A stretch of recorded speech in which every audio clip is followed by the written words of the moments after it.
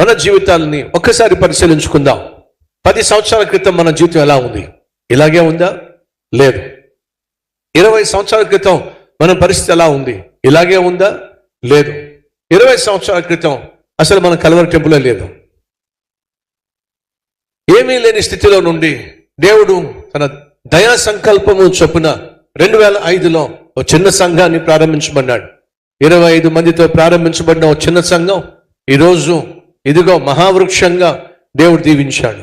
అలా దీవించబడిన మన సంఘంలో ఉన్న సభ్యులు గర్వించడానికి వీల్లేదు. దేవుడు మనల్ని దీవించేది దీనత్వం కలిగి అనేక మందికి దీవెనగా ఉంటామని. దేవుడు మనల్ని ఆశీర్వదించేది ఆశీర్వదించబడి అనేక మందికి ఆదర్శంగా ఉంటామని. అంతేగాని అహాన్ని పెంచుకొని గర్వాన్ని పెంచుకొని దేవుని దృష్టిలో నేరస్తులుగా జీవించి దేవుడిచ్చినటువంటి ఆశీర్వాదాన్ని పోగొట్టుకొని కుటుంబానికి నువ్వు శాపంగా మారుతావని కాదు. ఉద్యోగం దేవుడిచ్చాడా? నమ్మకంగా ఉద్యోగం చేయి, కృతజ్ఞత కలిగి జీవించు. వ్యాపారంలో దేవుడు లాభాన్ని ఇస్తున్నాడా?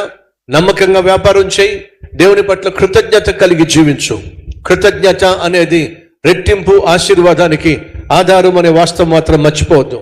సౌలు యొక్క గర్వము సౌలును మాత్రమే కాదు, సౌలు కుటుంబాన్ని, సౌలు సంతానాన్ని, సౌలు సంతతిని అంతమొందించింది.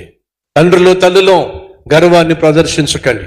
బైబిల్ సెలవిస్తుంది, నాశనానికి ముందు గర్వమే వెళుతుంది, ఘనతకు ముందు దీనత్వం వెళుతుంది.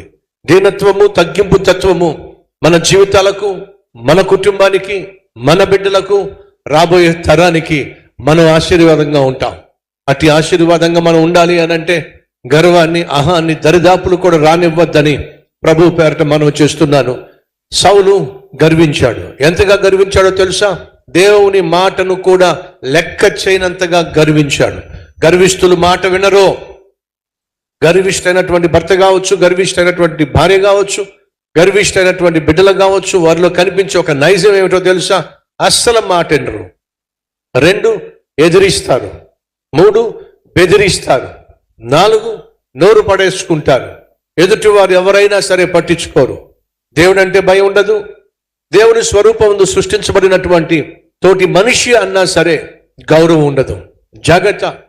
గర్విష్ఠిగా నీలో గర్విష్ఠి లక్షణాలు కనిపిస్తున్నట్లయితే ఈరోజు ప్రభు సన్నిధిలో పశ్చాత్తాపడు.